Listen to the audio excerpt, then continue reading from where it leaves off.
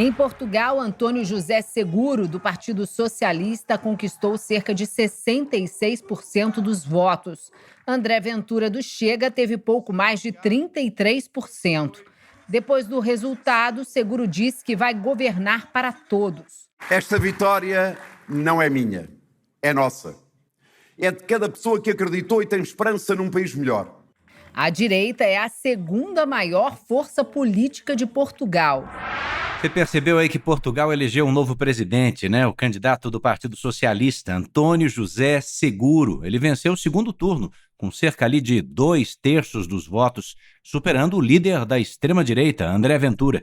Esse resultado consolida um nome de perfil moderado na chefia do Estado e acontece em meio ao avanço de forças populistas por toda a política europeia. Vamos explicar esse cenário hoje no JR 15 Minutos com Carolina Pavese, que é doutora em Relações Internacionais pela London School of Economics e professora do Instituto Mauá de Tecnologia. Mais uma vez, bem-vinda, professora. Olá, vamos lá. Sempre um prazer estar aqui com vocês. Prazer é todo nosso. Começa, por favor, professora, explicando o que esse resultado diz sobre o momento político de Portugal. Bom, nós temos acompanhado com certa atenção esse turbulento momento político que Portugal tem passado já há algum tempo, né? Essa é a terceira vez que os portugueses vão às urnas em pouco mais de 4 anos, então há uma grande instabilidade política. E a vitória do Antônio Seguro vem justamente para sinalizar uma busca por maior estabilidade, previsibilidade e um voto, de certa forma, mais seguro e justamente nessa direção de uma previsibilidade, de uma normalidade, se a gente pode colocar assim, na política portuguesa. E isso vem também como uma reação a um avanço do radicalismo da extrema-direita, principalmente com Ventura, que já surgiu aí na política há pouco mais de uma década e que vem ameaçando essa tranquilidade e uma governabilidade muito baseada num diálogo entre partidos, mas também num diálogo plural, né? Então, Seguro vem justamente para frear esse movimento populista e sinaliza esse interesse de uma parcela muito significativa da população por mais tranquilidade. E interessante a gente perceber, professora Pavese, que Ventura conseguiu, queira ou não queira, 34% dos votos, ou seja, existe uma corrente dissonante que precisa e foi ouvida nas urnas, né? Eu queria que a senhora, antes de falar mais de Ventura, explicasse quem é Antônio José Seguro, qual é a trajetória política dele até chegar à presidência, hein? Bom, o Seguro, ele vem do Partido Socialista, né, que é um partido que retoma agora o poder depois de um certo hiato na política portuguesa. Ele foi líder desse partido entre 2011 e 2014, né, foi secretário-geral do partido.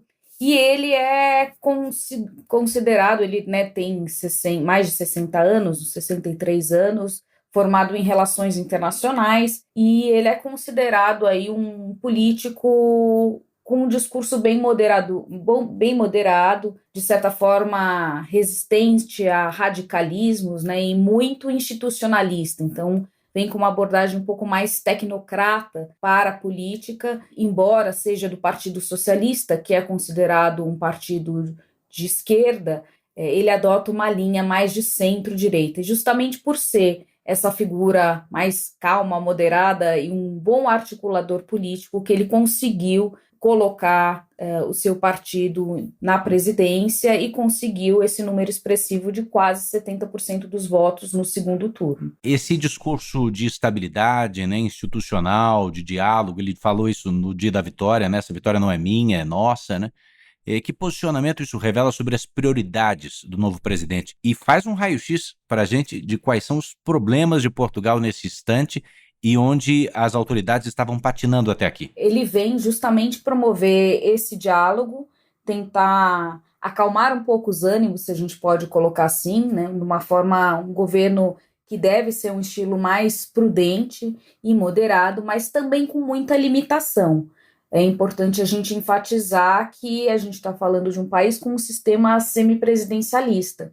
Então, o papel do presidente é ser o chefe de Estado, ele não vai governar diretamente no dia a dia. Essa função fica ao encargo do primeiro-ministro.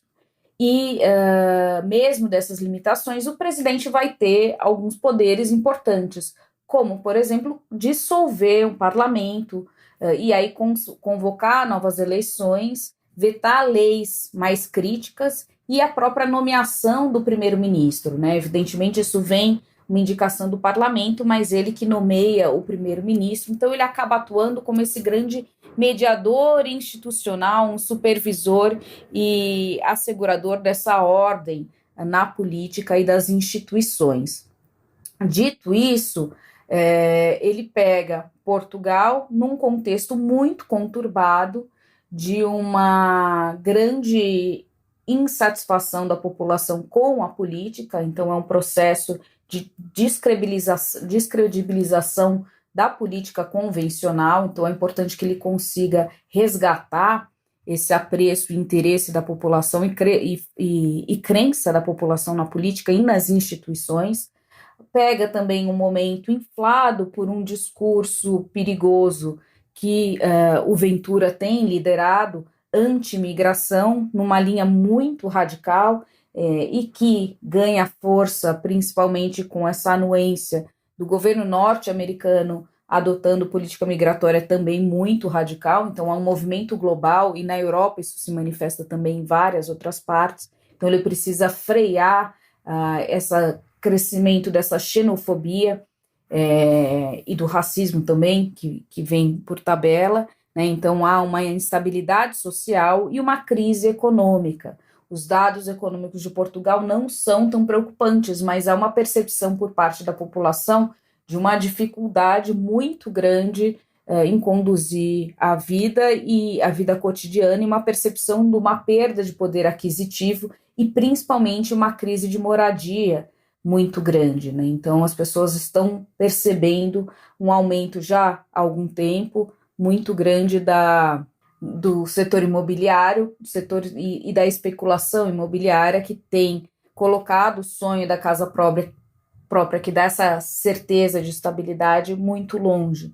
Então há uma insegurança econômica, uma insegurança política, e esse é um grande desafio que se coloca para o presidente, mas também para o atual governo como um todo. Presidente como chefe de Estado, o primeiro-ministro como chefe de governo, e aqui a gente está falando de um governo minoritário, de centro-direita. Como é que deve ser essa convivência quando a gente está falando da troca agora, né? Quando a gente pensa nas diferenças ideológicas que podem gerar tensões? Porque mesmo derrotado, André Ventura, como eu disse no início, teve uma votação significativa, né? Teve uma votação muito significativa. Há algumas especulações de que ele tenha atingido um teto. E isso a gente acompanha em outros governos, né? Em outros países também. Então há um limite, aparentemente, nessas sociedades, e em Portugal, essa derrota de Ventura, né, uma vitória, ele aumenta significativamente seus votos em relação ao que teve nas eleições passadas, então há um crescimento expressivo, mas os mais otimistas dizem que ele ainda está muito longe de obter uma maioria que lhe dê poder. Mesmo assim, é uma força importante de resistência dentro do Congresso, e isso coloca um desafio para o presidente no sentido de ser responsável por garantir essa governabilidade, né, e essa tranquilidade nessa transição, inclusive. E nesse sistema semipresidencialista, como é o caso português, é muito importante essa articulação entre primeiro-ministro e parlamento. Por isso, se vigia com muita cautela quando há um governo no poder, mas um governo minoritário no parlamento, porque a possibilidade de governança fica muito restrita. Por isso que a gente vê eleições muito frequentes em países como Portugal, em países como a França também, que tem esse mesmo sistema, né? Essa articulação, ela é importante. Agora, a grande aposta é justamente nesse tom e nessa abordagem para a política mais moderada e articuladora, no sentido de uma expectativa que Seguro consiga acomodar as divergências. E, de certa forma, ele fez isso ao conseguir ser eleito, né?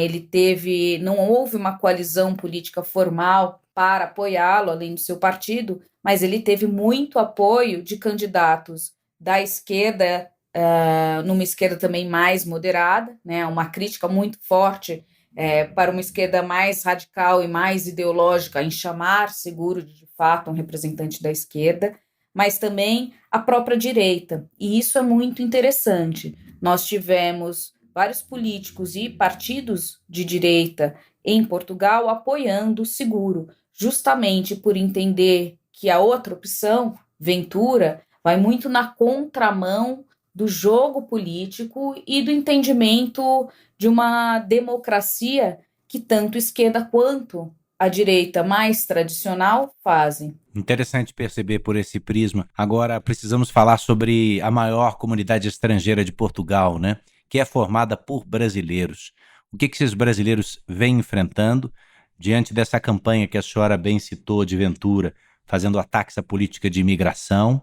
O que é que os brasileiros esperam de Seguro, professora? Olha, a expectativa essa vitória de Seguro veio, de certa forma, como um alívio para boa parte dessa comunidade. O discurso de imigração e o debate sobre imigração passou claramente nessas eleições, até porque essa é a principal plataforma política de Ventura. O projeto todo de Ventura, ou a parte mais robusta do seu projeto político, está ancorada em responsabilizar os imigrantes, não só os brasileiros, mas os imigrantes em geral, por todos os problemas políticos e econômicos que a população enfrenta e, inclusive, agravar essa percepção desses problemas para criar uma sensação de caos, né? E nesse caos ele apresenta uma ideia radical como viável e as pessoas boa parte desses eleitores acabam adotando ou sendo favorável a medidas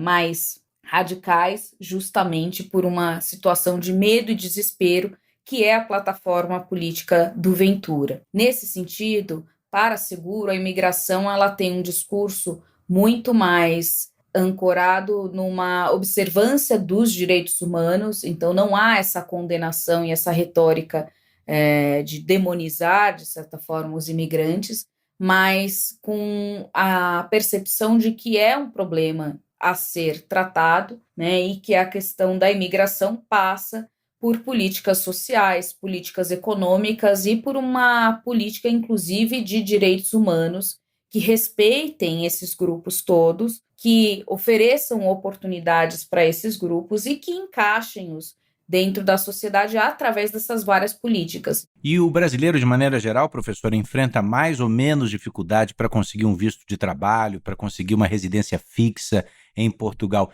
Isso mudou muito com o passar dos últimos anos, a Europa olhando para a imigração de forma mais severa. O que esperar nesse sentido para quem, nesse instante, lhe escuta pensando em viver por lá? Olha, a gente deve ter respostas ainda mais moderadas e mais institucionais.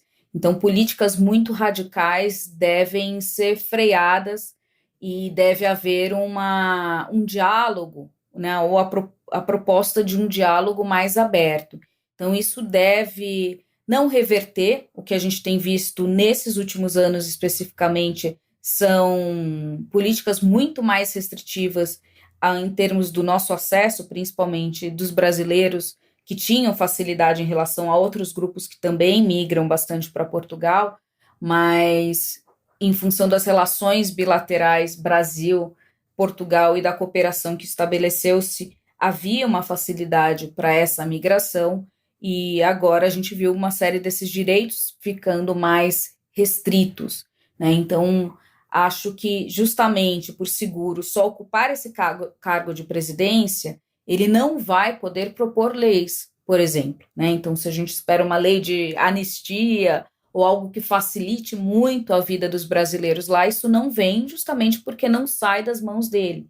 Mas a gente pode contar com essa capacidade de veto em algumas matérias específicas que ele tem, e se vier do Congresso uma política muito mais dura e injusta contra os imigrantes, é possível que Seguro vete, por exemplo, essas políticas. Então, acho que há A boa notícia é que a política migratória deve, pelo menos, ficar menos radical. Professora, obrigado pela participação aqui no JR 15 Minutos. Foi um prazer e eu fico à disposição de vocês, é só chamar. Essa foi a professora Carolina Pavese, doutora em Relações Internacionais pela London School of Economics e professora do Instituto Mauá de Tecnologia.